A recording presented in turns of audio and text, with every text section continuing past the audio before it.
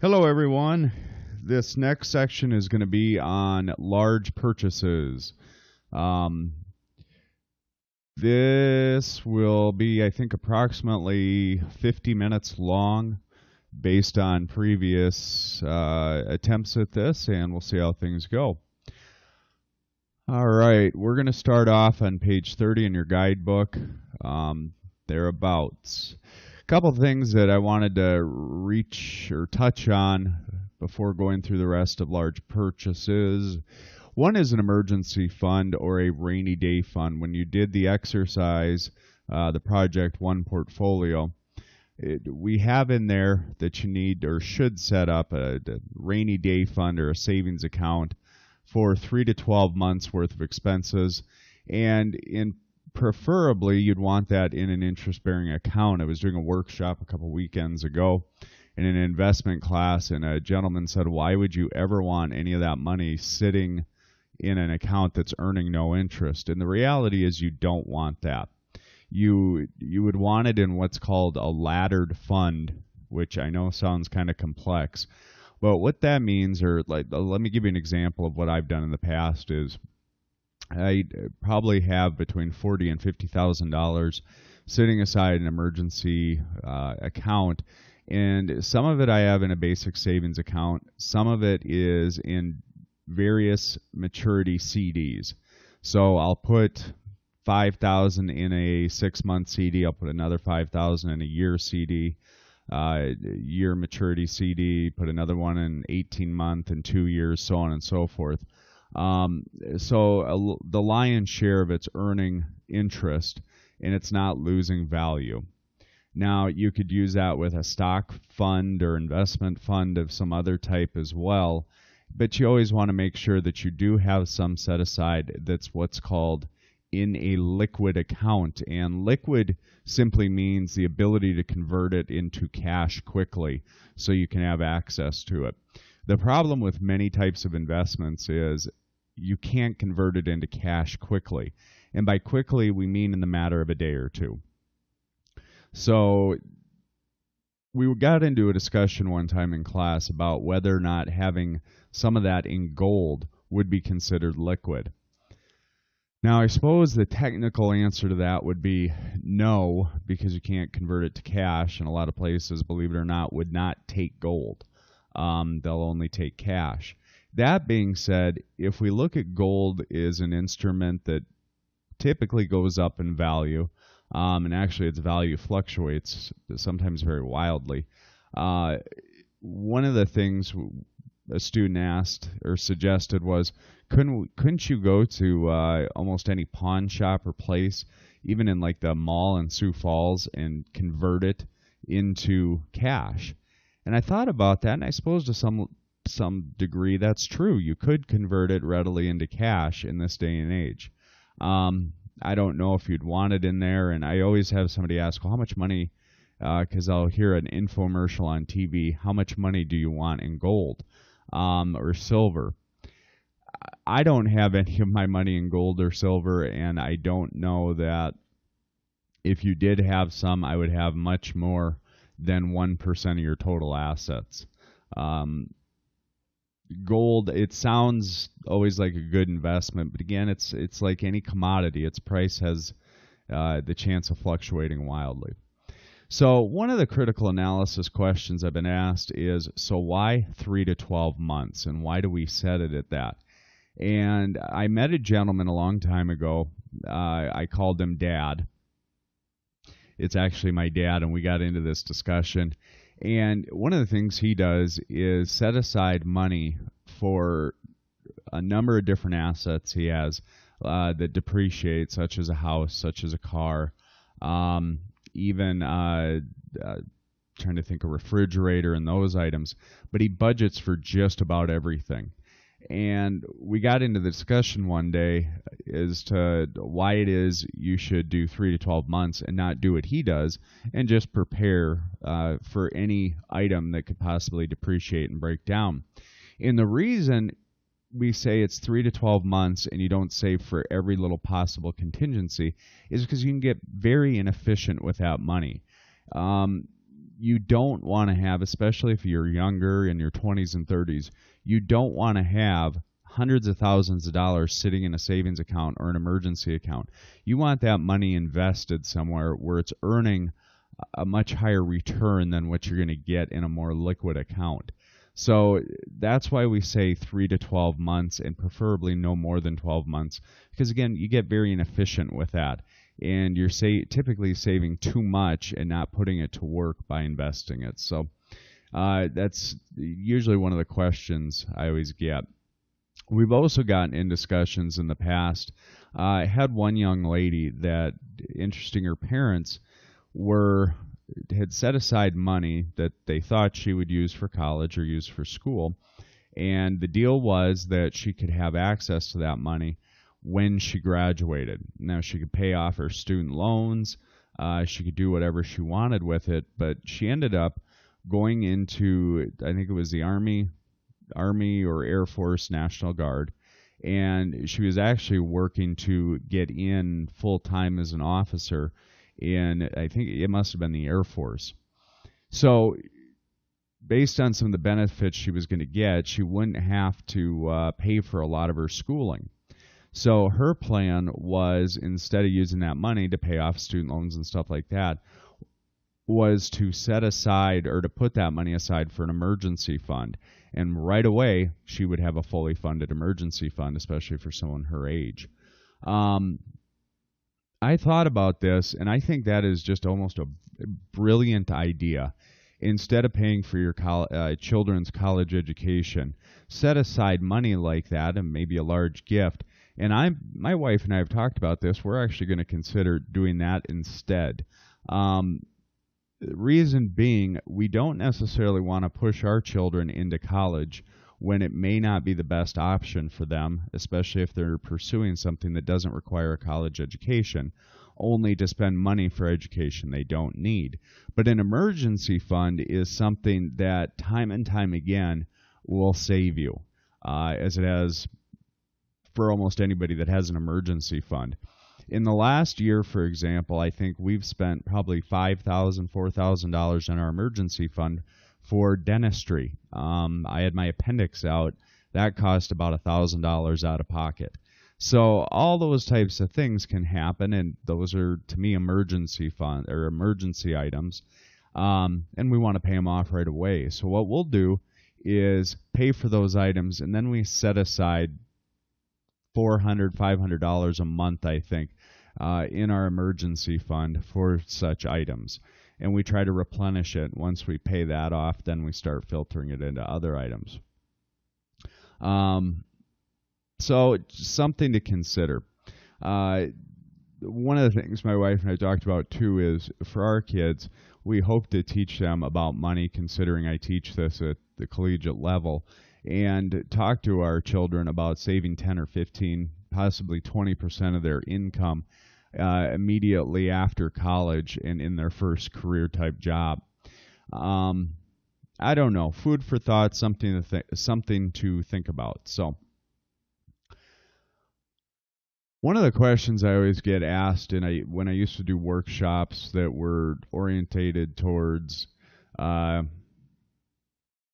getting rich, trying to get wealthy, people would ask me, what do I do when setting aside money? What do I save for first? And I drew up this little chart of what, again, I did and my wife does, is right off the bat when working, cut out 15% of our income off our salary. And while you're doing that, you want to make sure you're maxing out your 401k contributions or 403b plan contributions. Again, those are retirement accounts, and typically employers match up to a certain percent. At minimum, you want to match that percent. So, for example, if you went to work at Daktronics matches about 3%. So if you put in 3% of your annual income, they'll match up to 3%. Now, the thing is, so let's say 3% of $100,000. Probably not going to happen, but make the numbers easy. So you get paid $100,000 a year, and Daktronics is willing to contribute 3% if you put in 3% of your own money. Now, if you only put in 2%, they're only going to contribute 2%. Now, the thing is, that would be if you contribute $3,000 that match that 3%, then Daktronics puts in another $3,000. You just had a 100% return on $3,000 because you got it matched. You won't get a 100% rate of return on any other investment over a period of time in your life. So not contributing the amount that the employer matches is throwing away money. So that's what you have to do. Once you've matched whatever the employer matches, I would start saving the rest of that 15% you're setting aside to fund an emergency fund between 8 and 12 months worth of your monthly expenses. Now, when you have major life changes such as having children, those expenses are going to go up. So if you have more than 12 months worth of expenses, but maybe you're married or getting married and you plan on having children, to me it's okay to have a little more than 12 months worth of expenses, because I promise you your expenses will increase with children, as will the level and number of emergencies. Once you have that fully funded, then I'd start putting some money into another savings account for unexpected purchases of non-reoccurring assets, items such as like a lawnmower, a vacation, those types of things. Once you're contributing all that money, if by chance you have anything left aside, to me that's when my fund started happening, is I started funding what I call the fund bucket. And my fund bucket is actually my entire paycheck that I get from teaching, and I take that money and try to reinvest it into different business activities, including investing in things. I don't know if you've heard of Prosper.com or Lending Tree, those types of things, but I invest money. So to me, when you're investing money in order to make more money, that's fun. Some people would say that sounds like more work, but to me, it's an opportunity to learn about different things and see what I can do.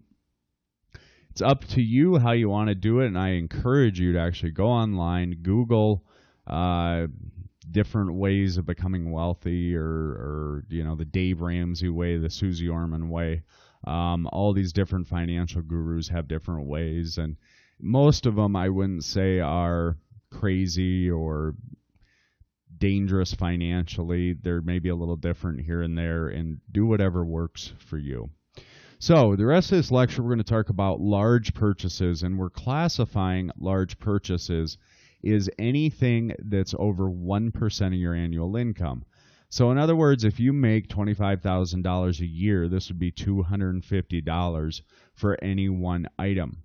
Now we set this aside and we try to classify this as a large purchase because items like that should further be scrutinized more than a normal purchase, like buying I don't know, a USB cord or a mouse or something like that.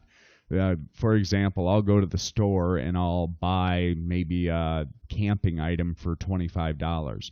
I'm not going to go research that and spend an hour trying to find what the best Winky Dink or Hoodle Do is. I'm just going to probably go buy it. Now, if I'm buying a new stove, that's when I'm probably going to want to go out and do some research, look at Lowe's or some other websites that have ratings of that item to try to see what's best out there. And then I'm going to read the reviews. So again, we're going to call these assets if it's over that amount of money, because hopefully you're buying items, again, that have resellable value. Some of the things we'll talk about is purchasing homes and property, buying vehicles, household furnishings, appliances, electronics, and what I call establishment items like a lawnmower. And the first thing we're going to cover is homes and property. One of the first things that, and this is just general advice, I shouldn't say one of the first things, but just general advice, financial professionals usually advise contacting a reputable licensed real estate agent when buying a home for the first time, and would highly recommend, if you see a home that's for sale by owner, that you still work with a real estate agent. There's a lot of things you can run into, and just the paperwork alone can be a bit daunting. And in that case, it's best to work with a professional.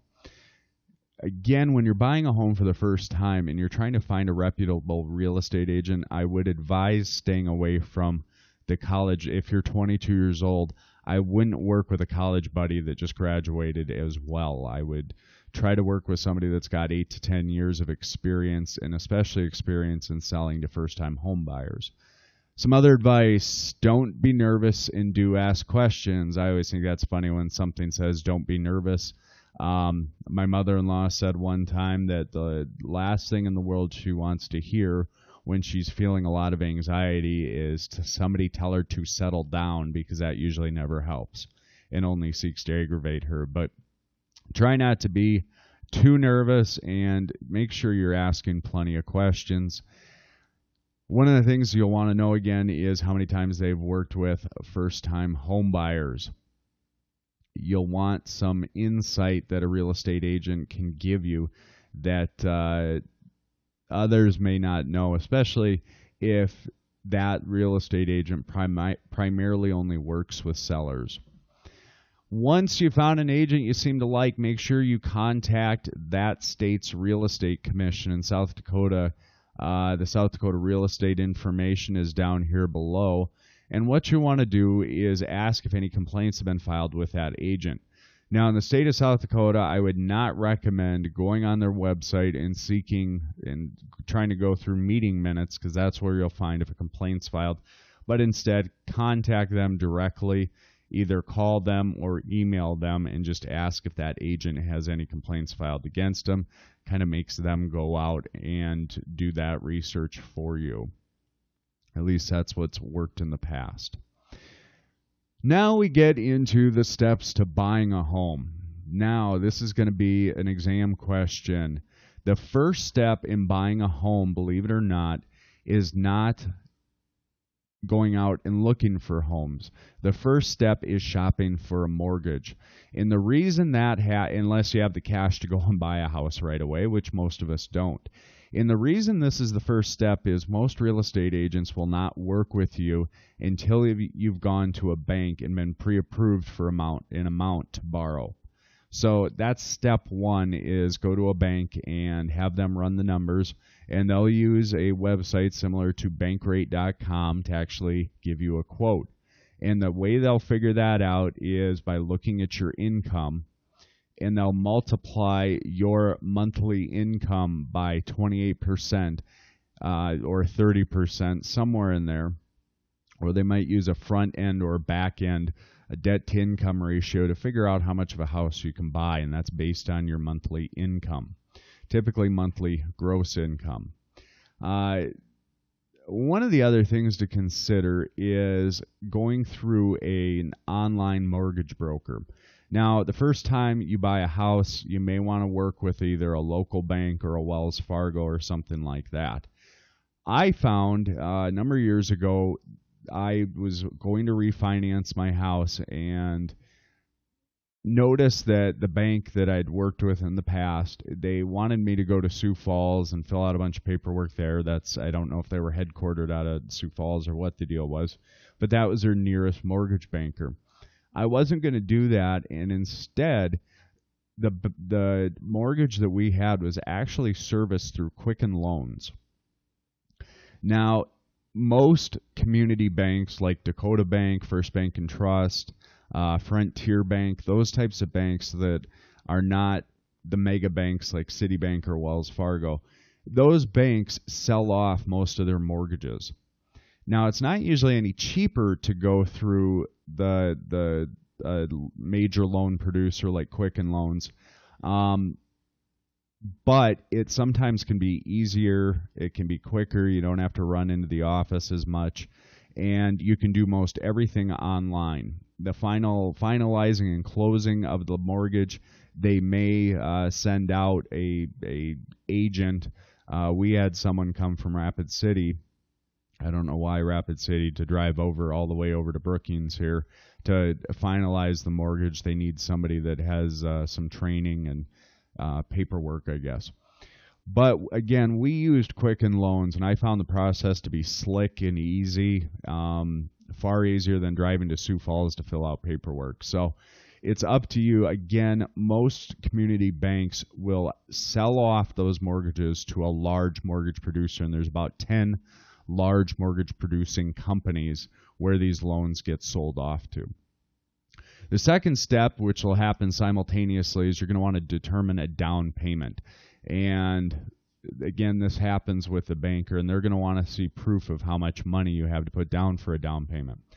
If you put down more than 20% of the value of the home for a down payment, the one nice part is you won't be charged what's called a primary mortgage insurance, private mortgage insurance, and that's can be about 10% of the total mortgage, monthly mortgage payment that's going towards an insurance for those that don't have the ability to put $20% down on the home. So if you can do that, that's great. You won't pay out that extra money. And the reason most people get concerned about having to pay this private mortgage insurance is that money isn't going towards building your equity. It's not going towards anything else. It's an additional expense that you're paying for every month that you wouldn't have to if you had saved enough money. Something to consider. Otherwise, you can get into a house for as little as 2 or 3% for a down payment. So don't necessarily let not having the amount of money or 20% as a down payment stop you from getting into a home, but just know you're going to pay a little more, up to 10% more for that mortgage payment. Third step, you get pre-approved for the amount you can borrow. Now, my advice is you probably don't want your monthly payments to be more than about 20% of your annual income. That is, if you want to become wealthy. When you get up into the 25 and 30% debt-to-income ratio payments, and again, fairly simple to compute, you look at your gross monthly salary, multiply it by 0.28, and that gives you how much most banks will let you borrow, or it tells you the amount you can borrow for a house. I would say keep that less than that, preferably 18, 20, 23, 24% if possible. It'll make it easier for you to maneuver later on. Now, some financial professionals and some bankers will suggest that you actually do try to get as much of a mortgage as humanly possible. And the reason is they'll suggest you do what's called growing into your payments. What they mean by this is just about every year, unless it's the Great Recession or something, you're going to have an adjustment towards your pay of about 3%, give or take. And every year you're getting these pay raises. Well, your mortgage payment, especially if you get a fixed rate mortgage, and that's the most advisable type of mortgage you get in this day and age, as opposed to an adjustable rate mortgage, they will suggest you get a higher mortgage because you'll grow into your payments, and after a matter of 2, 3, 4 years with these adjustments to your pay or pay raises, you're going to be earning more, but your mortgage amount as a debt-to-income ratio is going to shrink. I would say if it's the first time buying a house, I don't know. You'd have to ask yourself, is this the last house you're ever going to own? And if the answer is yes, and some people that is the case, especially if they're moving into an agricultural property, then yes, I would try to get as much of a house as you can afford, and that it has everything that you want for the most part. Now, if that's not the case, then you probably don't want to follow that advice. And we have to remember that the average person moves 12 times in their lifetime. And growing into your payments only works if you're not planning on moving or not planning on moving frequently. So something to consider. Step 4, read any reputable information about buying a house. Get online. Look at the HUD.gov, Housing and Urban Development. They have a number of publications, especially for first-time home buyers, that you can read. I would encourage you to watch YouTube videos on buying a house, and I would even encourage you to watch HGTV I show some videos in class just to get the class thinking about what is it that they would like when buying a home. The most important thing I can advise when you do this is start writing stuff down. Start keeping track of it. Start paying attention if you're going to visit a friend or your parents' house, and look around and see what you like and don't like. Another thing to consider when we actually start looking at homes is, and a piece of advice I heard a long time ago, is look at the wear patterns in the carpet and in the floors. And I wish this was something that my wife and I would have done when we first bought our old house. Because if you looked at the wear patterns in the carpets in this home, it had a living room and it had a family room. To this day, I still don't know which one was the living room and I don't know which one was the family room, but that's neither here nor there. But only one of the rooms ever got used. Usually the other one, we tried many different things. We tried to turn one into an office, and that worked pretty well. But then the kids ended up taking that over as their toy room. So it just depends, but typically if you look at the wear patterns in the carpet, you can figure out where a home gets used versus not gets used or doesn't get used. And I would suggest that if you're looking at a house and you see there's definite wear patterns in one or two of the rooms, but there's numerous rooms that don't have wear patterns and they don't look like they've ever been used, especially if it's rooms like a living room or a dining room or these other things, that you really think about how much you're going to use those rooms. Don't fall into the trap, and this is something my wife and I learned the hard way. We thought I didn't graduate from school until much longer after she did. But we always thought that we would invite people over and entertain friends and things like that. And the reality is we never invited people over to entertain, occasionally my family. But if we would have asked ourselves, did either one of us grow up in a household where our parents entertained a lot? Give me a second here. And the answer was no, we didn't. Neither one of our sets of parents ever entertained very much. Well, then odds are we wouldn't entertain like that either. However, if your parents do entertain a lot and you kind of grew up in that environment, then there's maybe a good chance you'll do the same. Something to consider, something to think about. All right, step 5, researching the market. That's when you get online and go look at the realtors' websites. If you want to hear a fun story I heard from a realtor, the realtor that I've worked with in the past, he came in to speak to a sales class I teach, and one of the students asked, how often are those classifieds and the mailers and the things that are put in the paper ever read, and how effective are they? And the real estate agent laughed and said, those are only there to appease the sellers. Nobody looks at those. Most people that are going to look at a home get online and look at a website, and they'll look at all the photos on there. And that's exactly what you should do when you're researching the market because you want to buy a home. Now, once you find a home you like, don't succumb to your emotions. There's a number of checklists, and I have one down here from the HUD, Housing and Urban Development.gov, that's a pretty good checklist and one I've used numerous times when looking at homes, and I advise you use them. It's easy to think to yourself you're not going to succumb to your emotions when you're doing this, but even the best people can start being influenced by their emotions. A while back, my wife and I were looking at a home. Our old home was on a main street of Brookings down on South Main here.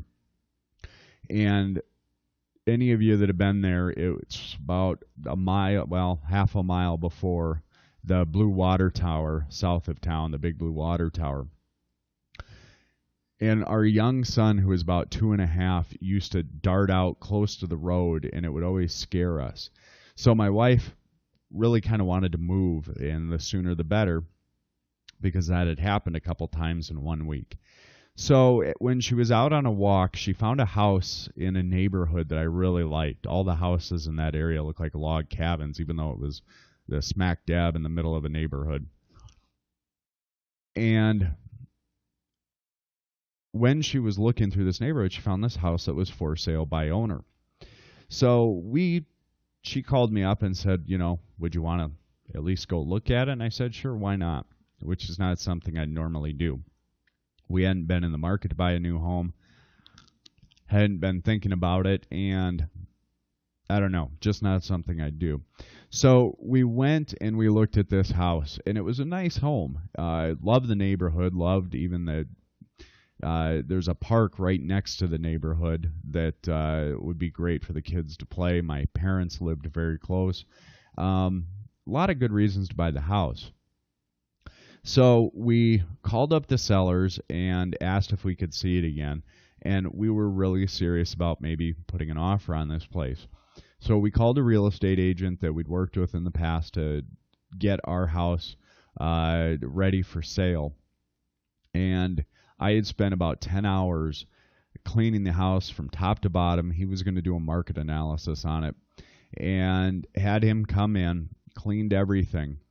And the next morning, the day after we had done this market analysis, we were getting ready to go.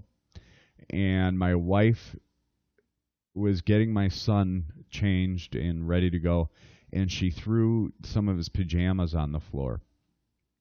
And I know some of you are saying, how could she dare do such a thing? And I agree with you. I snapped. And again, I had spent 10 hours the previous day cleaning the house from top to bottom, and she was sort of making it a mess already. And we got into it and got into a pretty good knockout, drag-out debate, flat-out argument. And about a half hour afterwards, we were supposed to be heading over to look at this house one last time, and I called the sellers and I said, sorry for bothering you and taking up your time. I think we're going to go ahead and pass on the house. I knew something was wrong because that whole morning my wife and I had been very short with each other and could just feel something was kind of off. And that is, it was my emotions, I could tell for sure, were heightened. We had succumbed, I especially had succumbed to my emotions, and my wife would probably admit she did too. Things like that, when you succumb to your emotions, you find that maybe what you should be doing, what would be a good course of action, you're not necessarily taking that path. The next day I had my suspicions confirmed when the real estate agent we had done the market analysis with on our house called, and he had asked what house we were looking at, and I told him, well, we're no longer going to go through with it. And he asked again what house we were looking at getting, and I told it to him, and he said, well, I've been in that house. And he started asking a bunch of questions and said, I'm glad to hear you guys aren't going to buy this house. He said, I pulled out your file when you guys first started looking at homes and said, one, whatever you could find for that price range, you did not want a split-level home. This home my wife had found was a split-level home. On top of it, numerous other things. We wanted a big backyard. This house had almost no backyard, and so on and so forth. And the real estate agent kind of told us, he said, it sounds like you succumb to your emotions when looking at these homes. And that's exactly what we did. So buying a house can become kind of emotional, but work to try to keep those emotions out, and try to follow the logic. This is something you're going to be spending a lot of money for, probably be the largest purchase you ever make in your life. You want to, again, apply a little bit of logic to that, and I think the best way to do that is step 6 here, which is using a checklist and trying to compare it based on that. Now, the video I'm going to show, or that I'm going to ask that you watch after this, is a home inspection, and the speaker in there talks about buying a house and having your emotions play into that, and if it feels right, you should buy the house. I don't disagree with that, but at the same time, make sure you use a checklist and don't succumb to, oh wow, this is just a good feeling. Also, look at numerous homes. Don't look at just one house. If you find, that'll be another exam question. If you find the house you like in the first go around, That doesn't mean you should stop looking, and you should look at least 2 other houses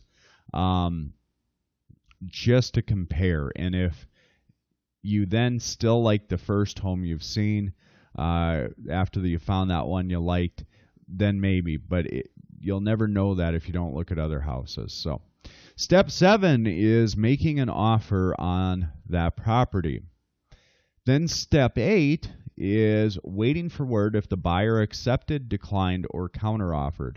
Now, you usually make an offer through a real estate agent. The seller will have a real estate agent, and the buyer, you, would have a real estate agent as well. Now, they might be one and the same, depending on the state you're in. Some states, it has to be 2 separate agents. So again, you make an offer, then you wait for word if the buyer accepted, declined, or counteroffered.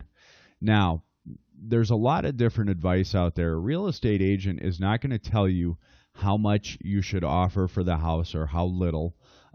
They may make some suggestions, but they technically can't tell you that.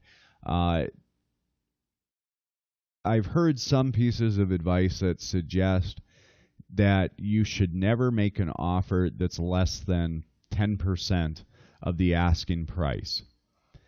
And in large part because if most real estate agents that work with sellers are not going to totally overprice a house by that much, they would sooner probably get rid of the client if that were the case than do that.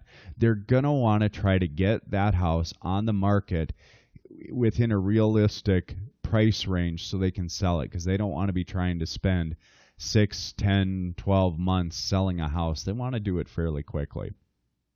So again, it's up to you, whatever you want to do. My kind of advice is I would stay between 5 and 10% of the asking price when you offer an amount. Now, another piece of advice is I would never, this is just me, I would never pay more than the asking price for a house. Even if you get into a bidding war, to me, it's not worth that. Having said that, I actually got into a bidding war at an auction for the house I'm currently in, and we did pay more than that, so I might be completely full of baloney. Anyway, for the most part, I would not recommend paying more than the asking, and this was an auction. There wasn't a list price. We did find a price that it was appraised at after the fact, but we did pay more for it, but we paid for a lot of other things when we went over. So I'm not going to get into that. That's my personal life. So step 8, you wait for word if the buyer accepted, declined, or counteroffered. After that, so after you've made an offer on the house and the buyer accepts, declines, or gives a counteroffer, is when you get a home inspection done. Now, a lot of people kind of scratch their head and say, why would you have a home inspection after making an offer on a house? That doesn't make any sense. Well, the reason is because you do not, if that's declined, you don't want to have the home inspected. And that's reason number 1. But reason number 2 is you can still put in a contingency and a counteroffer after the home inspection is completed. Typically, that's what happens. Now, the reason, again, you have a home inspection afterwards is home inspections can run anywhere from $500 to $1,000. You don't want to be doing home inspections before making an offer and until for either party until you know you're serious and you want this house. Then afterwards, you can adjust. If you find something drastically wrong with the property, you can say, look, we're going to make a counteroffer, or we're going to make it contingent on having the home repaired, maybe the foundation's cracked, something like that. So once your offer is accepted, or you've done the counteroffer and offer thing, but once it's accepted and both parties are in agreement, usually you have to put down what's called earnest money.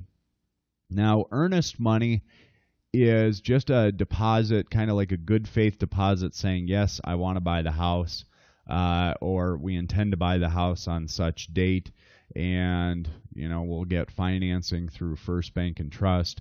But this way the seller knows you're serious. Now, if ultimately you decide to not go through with the purchase of the house, you may lose that earnest money, especially if it wasn't because of a home inspection or a contingency or something like that. Typically, that money is held in a trust account by the real estate agency or a title company. Now, you don't always have to put down 1%. I don't believe in the state of South Dakota there is an amount that's required. In many states it is 1%.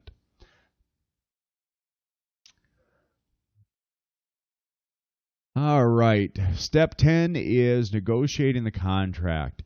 And this is pricing after the home inspection. You may want to put a contingency in place that something get repaired. When I bought our old house, or my wife and I bought our old house, after the home inspection, we found the microwave was actually broken, didn't work. Now, the microwave was an oven microwave unit that was put in a wall, and found in order to get it fixed, it was the whole entire thing. It'd be cheaper to replace the whole entire wall unit, the microwave and the oven, because they came together, than it was to fix it. So we talked him down $1,000 and negotiated a little bit. During that phase, you'll also set a closing date. Now, as soon as the contract is signed, you want to contact the bank.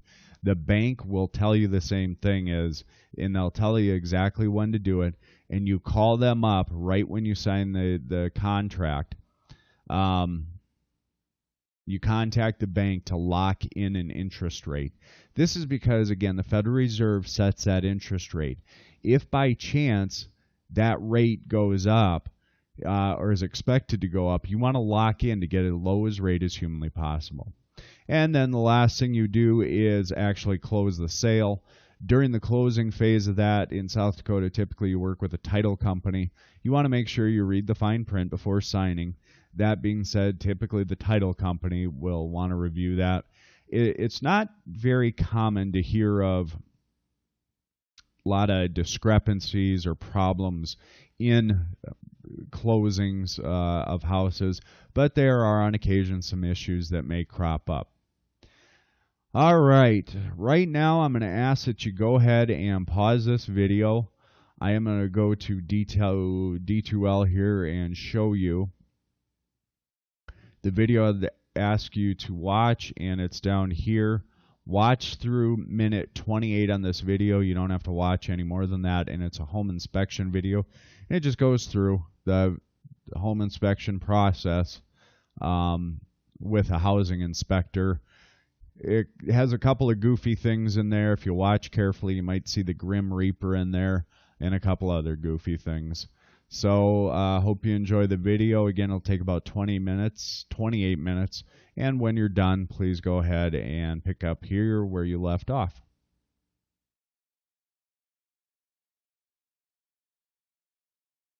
All right. The next part of this video that we're going to get into is vehicles. Now, as we saw in the benchmark exercise, we saw that the average household spends about 6.5% of their household income on car payments.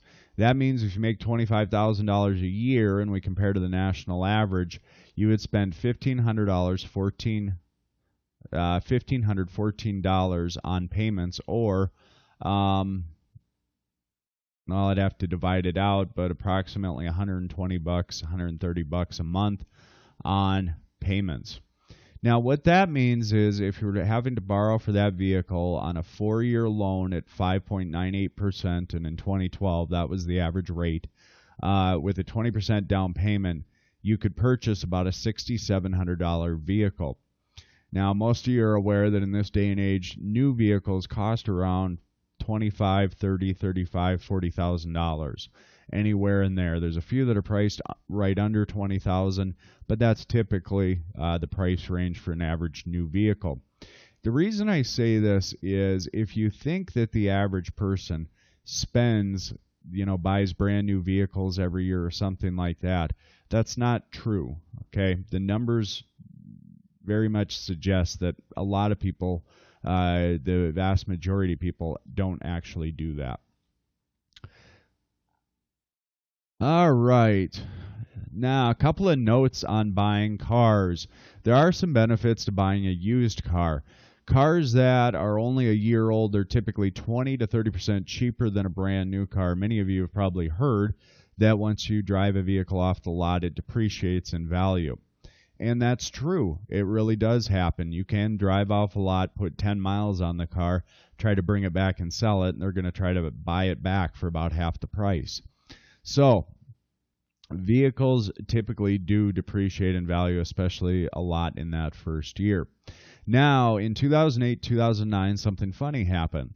I was teaching a workshop, and it was actually in 2010, and we did an exercise to figure out how much a vehicle depreciated on Kelley Blue Book, the pricing, one of the pricing websites for vehicles. And we looked at a 2011 Ford F-150 and compared it to a 2010 Ford F-150 with approximately the same amount of miles. What we found was very surprising. We found that the 2011 Ford F-150 was about the same price as the 2010. These used vehicles weren't losing their value like they had in the past. And in large part, that was because people were holding onto these vehicles much longer, especially because of the recession. People weren't buying new cars. So their values kind of evened out. Now, after about 2014, I believe it is, we've gone back to the way it was before the 2008-2009 financial crisis, or Great Recession as it's commonly known now. And usually when you drive a vehicle off the lot, it depreciates. So it might be worth looking at getting a nicer new car. I have sort of a rule that I don't ever buy new cars, and kind of an interesting story. My wife learned that lesson the hard way.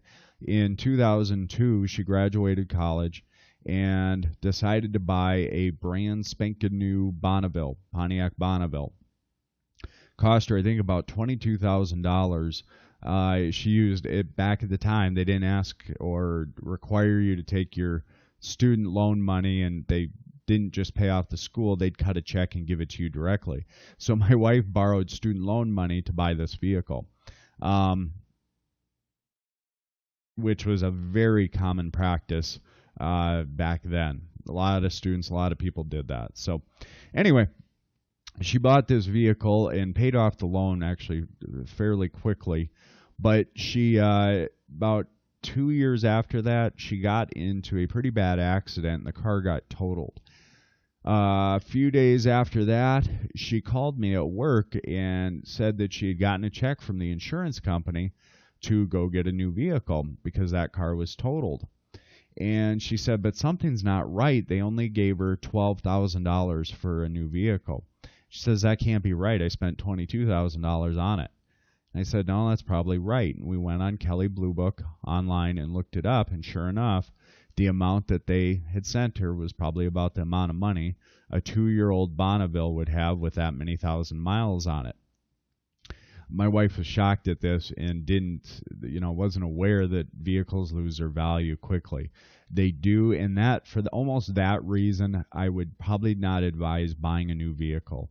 And instead getting an older vehicle. What we do in our family, and actually I kind of got this from my family, is we have one vehicle that's typically newer, has less miles on it, and we go ahead and we will drive that vehicle until it gets up into the 150,000 miles, but that's the vehicle we travel with. Then the vehicle I drive around town is usually an old beat-up vehicle, and I just drive them into the ground. I do not like buying vehicles. If I won $1 million, you would not see me driving around in a Cadillac Escalade. I don't find vehicles. I get a vehicle to go from point A to point B, and that's about it. So another benefit to buying used vehicles is the insurance is less. You also have a better chance to receive a bargain on used cars, and this is according to Edmunds.com. Some other benefits that Edmunds suggests is used cars are more reliable than in the past. There used to be a lot of stigma to used cars. Typically, they'd be called lemons and would have a tendency to break down. Now, that used to be for all cars. The cars in this day and age have a tendency to last a lot longer, and they are more reliable. You also still might be able to get a factory warranty on a used car, and there's also certified pre-owned. But having said that, there's been a number of consumer agencies that have found that the certified pre-owned doesn't necessarily mean a whole heck of a lot. You also can get the vehicle history in this day and age with the Carfax or Carfax or whatever you call it, and try to find out more information. One of the things you want to watch out for is to make sure the vehicle has not had water damage, especially in the bottom or the floor of the vehicle. There's a lot of wiring down there that can get fried out. Then we get into buying versus leasing a vehicle. I would say for the most part, you don't ever want to lease a vehicle if you can at all help it. The reason is leasing vehicles, it's kind of weird. Most often the people that it would be beneficial to lease a vehicle and those that can write it off as a business expense, they're the ones that drive used beat up vehicles, kind of like I do. And those that do lease vehicles probably shouldn't, because they're just throwing their money away. Now, a lease it's kind of like renting a car for long periods of time. And one of the benefits is you always get to have a newer car if you do that. There's typically less maintenance then. There are tax deductions for leases. Again, you can afford possibly a nicer car.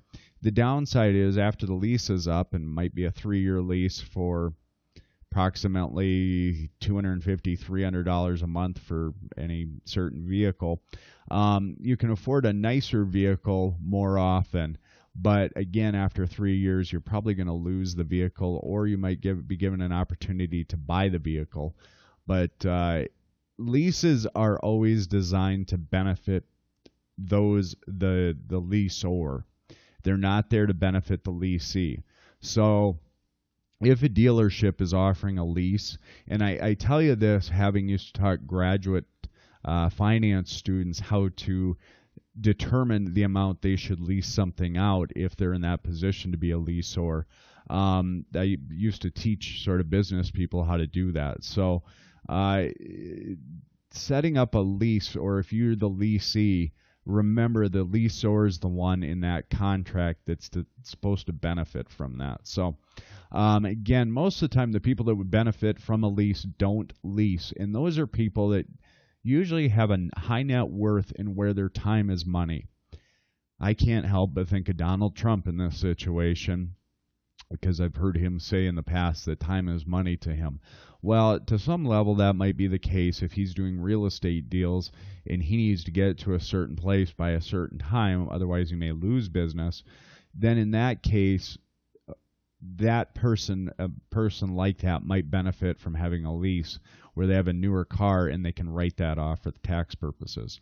And again, though, a lot of times people that don't or that do lease are ones that shouldn't lease, because they're just throwing their money away and they're not building any equity, even if that equity is in a depreciating asset like a car.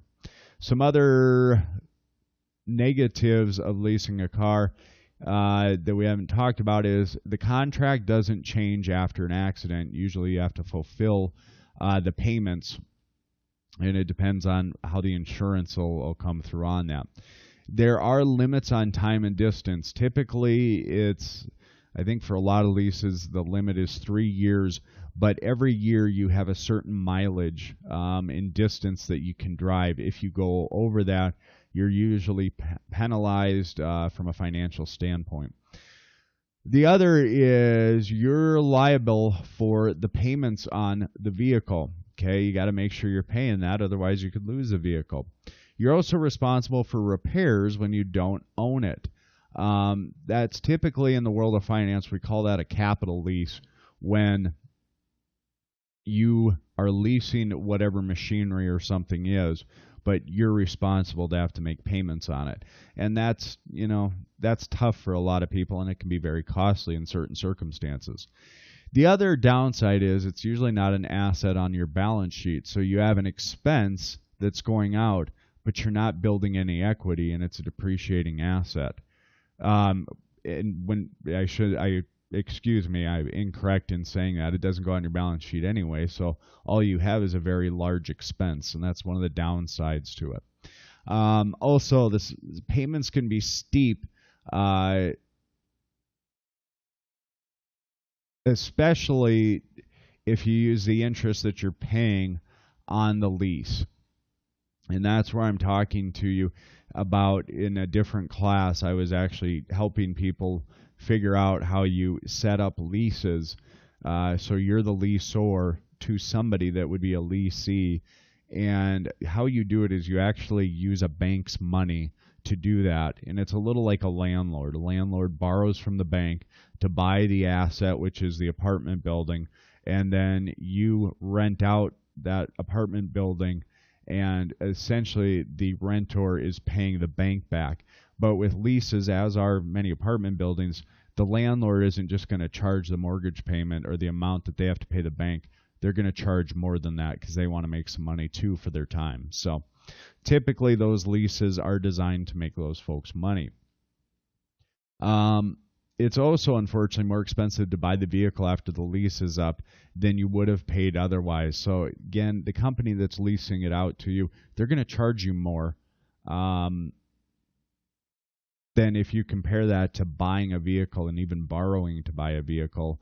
It's usually less that you're paying out, and you would walk away with more in that vehicle, whereas leasing, they're going to charge you more to buy that vehicle in whole once you're done. You're also stuck in it until the contract expires. Here's some checklists to buying a used car or buying any vehicle, and I would recommend, again, you look up checklists for buying a vehicle. Then there's a number of different software sites out there, or different types of software, that will go through and ask you what kind of vehicle you need and for what purpose.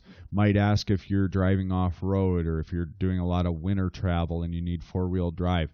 And it's going to go through all those things. It's going to have you prioritize them. And then after you're done, it will give you a list of the vehicles that match what your needs are. I would encourage you to do that and not go out and buy vehicles and look at vehicles as conspicuous consumption or trying to keep up with the Joneses. If you're doing something like that, especially with a depreciating asset, that's wealth destruction, not wealth creation. So I would stay away from those things. Some other large purchase items, and when you're getting into that, appliances and establishment items are other types of things that we need to talk about. Might be items like a vacuum cleaner, lawn mower, snow blower, microwave, oven, stove, those types of things. One of the sources that you can contact to figure out best buys is Consumer Reports.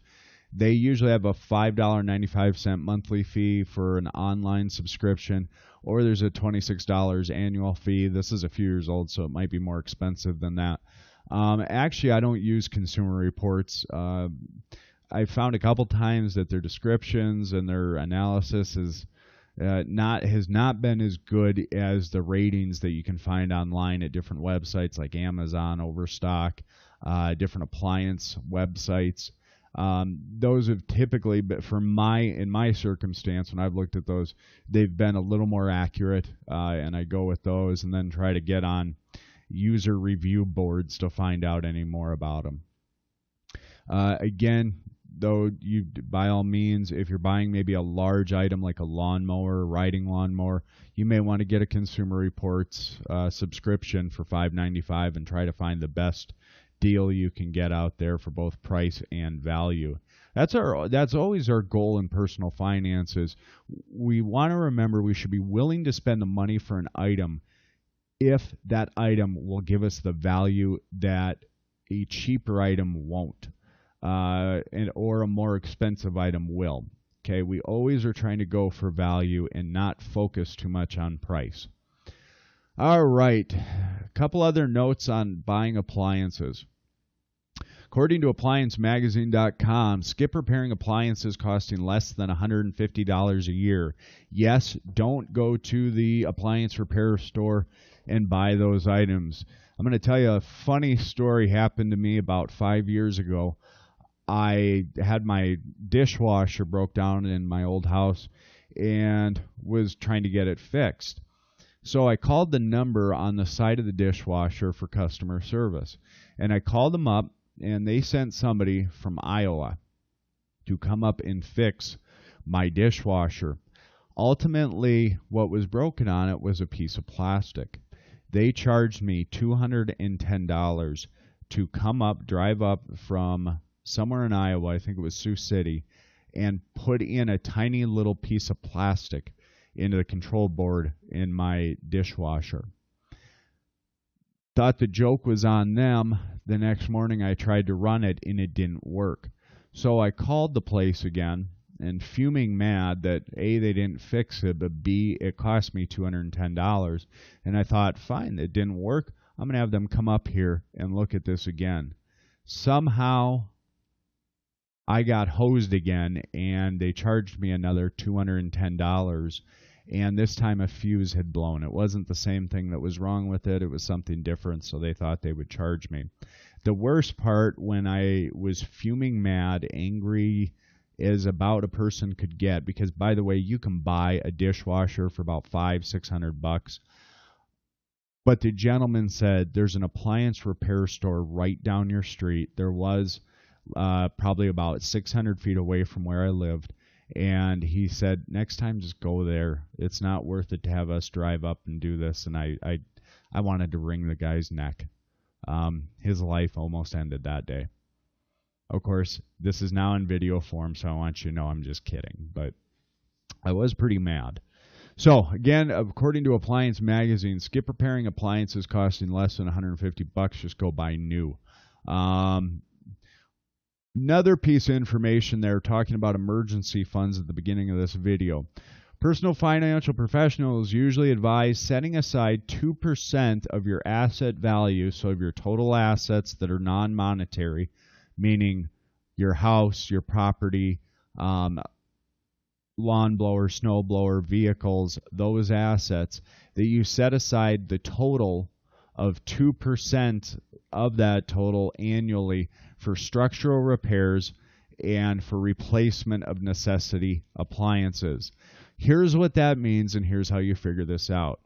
That means if you have a $150,000 home and you have $15,000 in appliances, and we'll say vehicles, that means every year you can expect to pay, on average, throughout about the course of 50 years, that you will pay on average about $3,300 annually for repairs and replacement on those assets. It's about 2% of the total asset value, again, of non-monetary, non-investment type assets.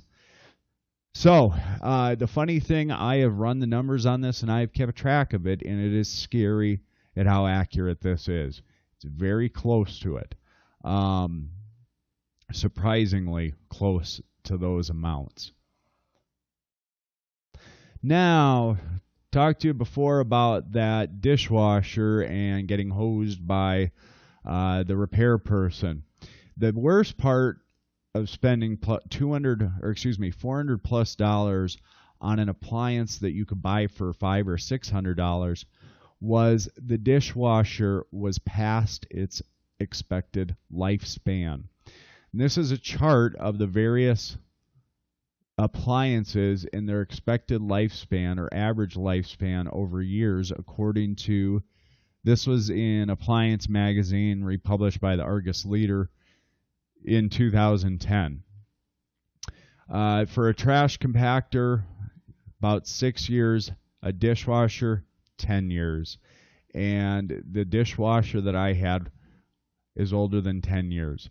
Another helpful tip, something I do in a conspicuous place on those appliances that I typically know where I've written on them with a permanent marker, but I put I call it the born on date. But the date that I bought it and started using it, and I write that small with a permanent marker somewhere on there. So I know and I can compare. And the closer this gets to the expected lifespan, the more likely I am to just go buy a new one. So most of these, as you see, are around 10 years. Electric range, stove would be 16, gas range 17 years is the average. But again, most of them are 10 years.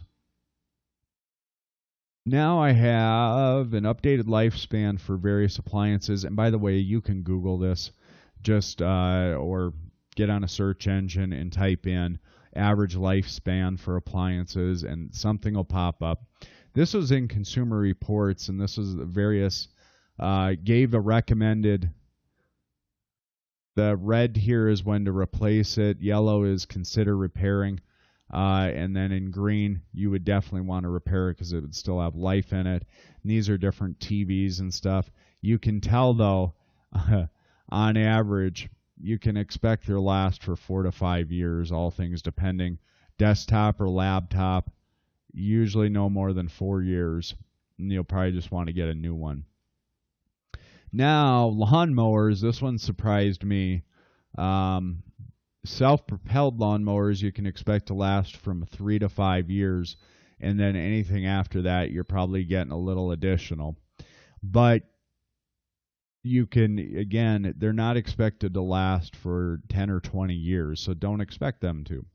Now, again, one of the interesting things about lawnmowers and these items that are listed here is one of the reasons they break down often, I think this was later on in the article, is because the oil is not changed and the engine on these items is not maintained. So you want to make sure you're doing that per the instruction manual, and odds are when you do that it will last usually pretty long, or much longer than what these lifespans are. It was interesting. I had a lawnmower and had it for 8 years. And it was a self-propelled lawnmower, had it for 8 years, and all of a sudden one day I'm mowing and the wheel broke on it, front wheel. And I knew you could get one at Lowe's or at the store, and it would cost $15. And I knew it was 8 years, and I knew that it was probably about time to get a new one, and I really need to consider whether or not to replace this. As soon as I did that, I bought the wheel. I thought, I'll just try to get it through the summer, and next summer, if I have to, buy a new one. As soon as I put that wheel on, the next time I mowed, something else broke on it. And before I even thought about fixing it, I said, nope, I'm just going to go buy a new one because this is going to keep happening. Now, I told my wife about this, and she looked at me like I was crazy and said, I can't understand why you would not just fix this next thing. It's $20. Why would you not fix it? And as you can see up here in the PowerPoint, this is why. You can keep playing that game and trying to fix it, trying to fix it, trying to fix it. But remember, these items are not engineered to last longer than these lifespans.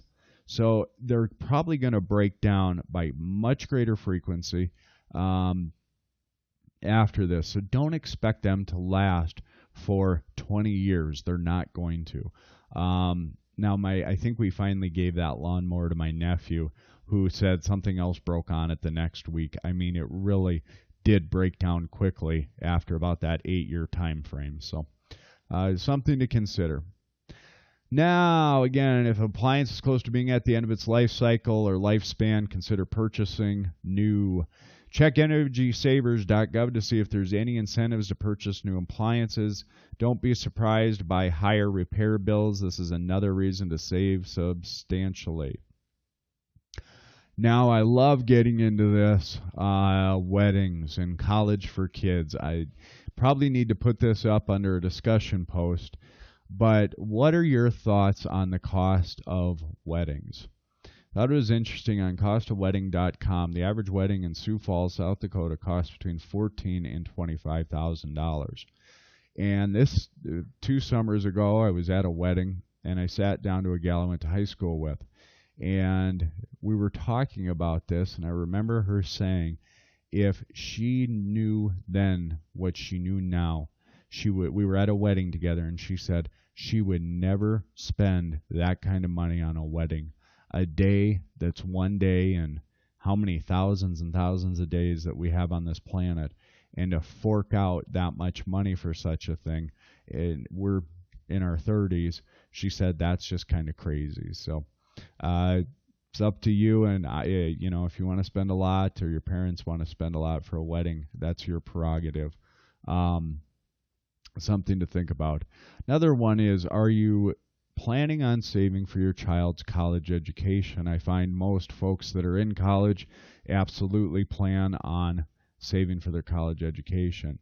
Most financial advisors and financial professionals will tell you you have absolutely no business saving for your child's college education if you are not fully funding your retirement.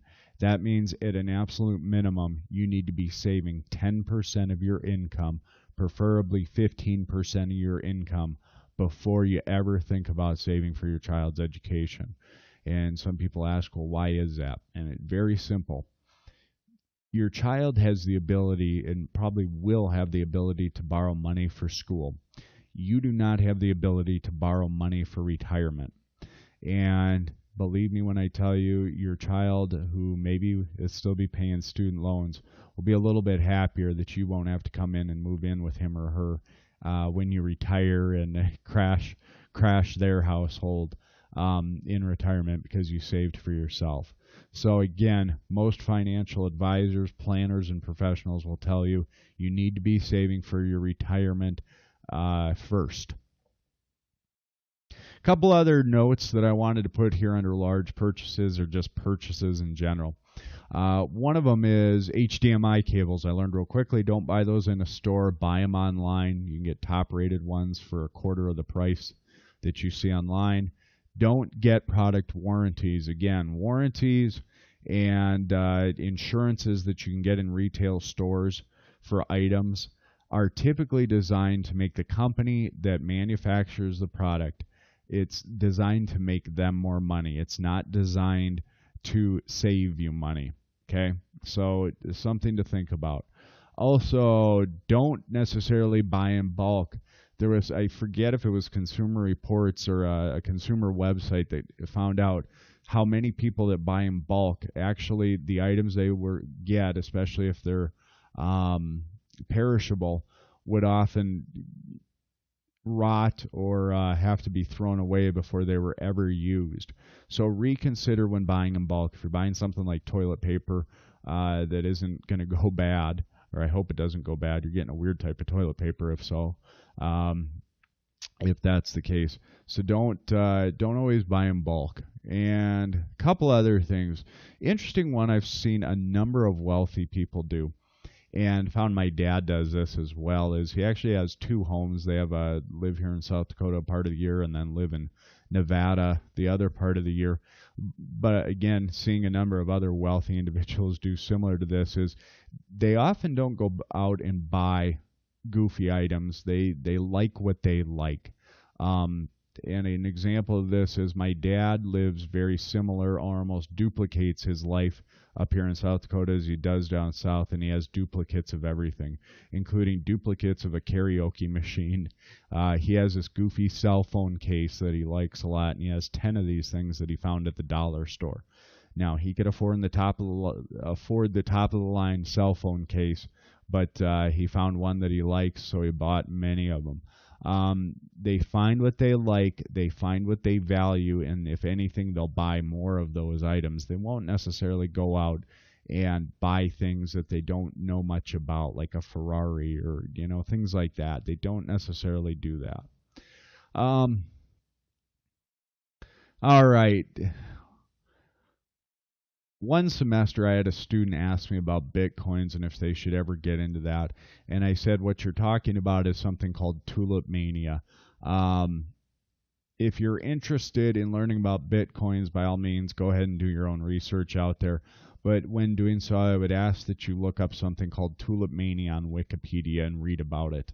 In the world of finance, we remember tulip mania, and when things get crazy with these newfangled things, I would stay away from it. We'll talk about investments here later on and things like that, and to stay away from those things. So I hope you have a good day. The large purchase video is done now, and thank you for your time.